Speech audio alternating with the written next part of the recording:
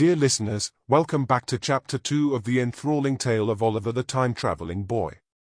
When we last left him, he had just discovered the ancient book of forgotten knowledge and the celestial map of stars, opening doors to worlds beyond his wildest imagination. Now, as the moon lights the desolate ruins of Hollowbrook, Oliver finds himself filled with anticipation and wonder, ready to continue his extraordinary journey through time to make it back home. With the book and the wooden box securely in his possession, Oliver's mind is ablaze with questions and possibilities. The mysteries surrounding the power of the pocket watch and the special encounters with figures from history beckon him forward.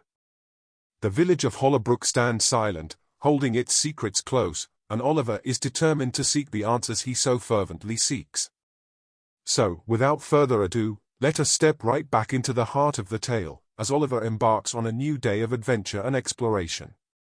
Join us as we journey with Oliver through time, discovering the wonders and challenges that await him in this captivating tale. Oliver, now in possession of the ancient book of forgotten knowledge and the mysterious wooden box containing the celestial map of stars, spends the night tirelessly studying the intricate details of the map. The room in the inn has become a sanctuary of curiosity and wonder, filled with the soft glow of stars projected by the celestial map. As the night wears on and the first light of dawn paints the horizon, Oliver's eyes grow heavy, and weariness overcomes him. Slumber finally claims him, his mind still filled with visions of distant worlds and untold histories. With the sun's gentle rays filtering through the window, a chorus of birdsong stirs him from his slumber. One chirping bird perches nearby, as if to welcome him to the new day and remind him that his journey through time is far from over. Oliver rises from his makeshift bed, and puts the book of forgotten knowledge and the wooden box safely in his bag. The world around him embraces the freshness of the morning. With the bird's song as his companion, Oliver sets forth once more into the desolate streets of Hollowbrook. He wonders if the library might have another clue for him. As Oliver wanders through the streets of Hollowbrook, an inexplicable sensation washes over him. Suddenly, a blinding light surrounds him, engulfing his senses, and he feels weightless as if floating through time and space. When the light finally fades, he finds himself in a completely different setting. To his surprise, he stands within the confines of an air balloon, just taking off from the ground. A peculiar-looking man, dressed in a mix of eccentric Victorian attire and modern steampunk flair, stands beside him. The man's eyes sparkle with excitement as he speaks to another smaller man of daring adventures and grand ambitions. As the air balloon hovers just a few meters above the ground, Oliver's thoughts race like wild stallions through his mind.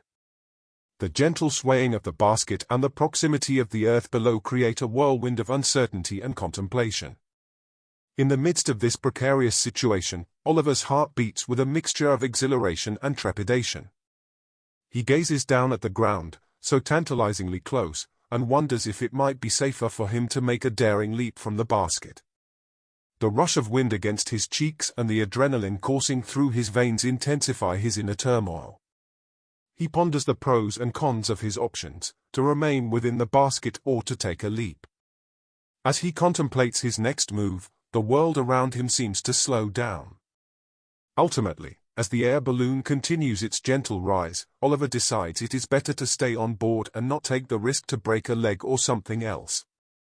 As the air balloon gracefully glides through the sky, Oliver's presence within the basket does not escape the notice of the two men who share this airborne journey with him. Their eyes turn toward him, and with warm smiles, they initiate their introductions. The taller of the two, exuding an air of elegance and with a playful glint in his eye, extends his hand towards Oliver. "Greetings, young man. I am Phineas, and this here is my trusted companion, Xian." His voice carries a richness that hints at a wealth of experiences across different times and places. Xian, a man of more modest stature but emanating an infectious energy. He offers Oliver a genial nod and chimes in, "A pleasure to make your acquaintance."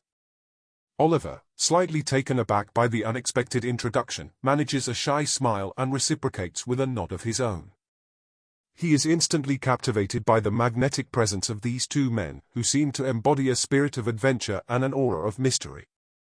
Oliver introduces himself as Oliver, and before he can speak another word, Phineas, the tallest man, starts talking.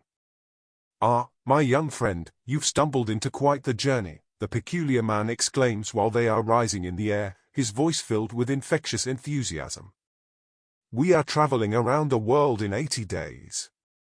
Oliver's heart races with astonishment and delight as he realizes that he has been transported to an entirely new era, somewhere in the late 19th century, a time of daring exploration and boundless possibilities. For Oliver, each passing moment feels again like a step into the unknown, with the wind carrying them across the vast expanse of the sky.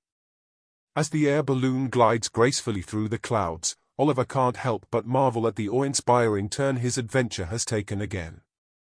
As they ascend higher, the world below begins to shrink, revealing a breathtaking panorama of rolling hills and verdant landscapes. The wind becomes their steadfast guide, guiding them effortlessly towards the mysterious destination on the horizon. As the air balloon soars through the skies, the wind whispers tales of distant lands and adventures yet to unfold. Oliver marvels at the views from the wicker basket, his heart filled with excitement and awe. But the horizon darkens, and foreboding clouds loom on the horizon are quickly coming closer and closer. Peering ahead, the men notice that the clouds, unlike the fluffy white ones they are familiar with, hold an eerie and imposing aura. Their dark shadows seem to stretch endlessly. And as the air balloon ventures ever closer, the true nature of these clouds begins to emerge. They are not clouds at all, but a formidable mountain range veiled in mist. The majestic peaks rise like ancient sentinels, guarding the secrets of time itself. The wind carries the scent of pine and earth. The air balloon encounters a perilous mountain range that stands tall and formidable, barring their path to the other side. The captain, with a twinkle in his eye, knows they have to lose weight to rise above the towering peaks. He hastily throws out sandbags and various items from the balloon, but it isn't enough. The situation becomes more urgent as the air balloon dips perilously close to the mountain peaks. Turning to Oliver, the captain's eyes glimmer with determination. "We must lose more weight, lad. It's the only way to navigate through these treacherous mountains." Oliver's heart sinks as he realizes what the captain is hinting at. His precious bag that is still resting over his shoulder, containing the Book of Forgotten Knowledge and the celestial map of stars, is the only weighty possession left. The thought of parting with the very tools that hold the key to his journey through time is unbearable. "I cannot do it," Oliver says firmly, clutching the bag protectively to his chest. "These are essential to my life, and I cannot lose them."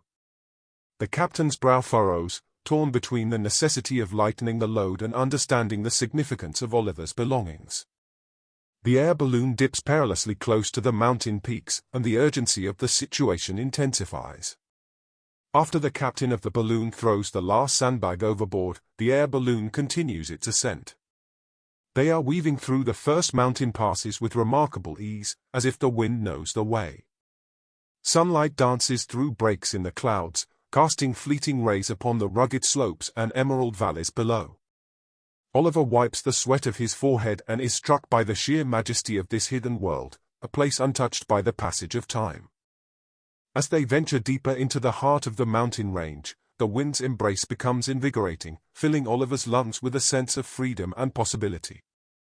The world outside the air balloon seems to stretch infinitely. Despite the commotion, Phineas suddenly discovers a small suitcase he had forgotten to discard. As he opens it, he is pleasantly surprised to find an assortment of food carefully packed inside.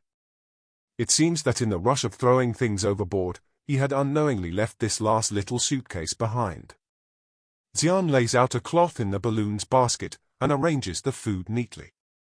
Inside the suitcase are an array of delicious sandwiches, each crafted with care, and a flask of refreshing lemonade to quench their thirst.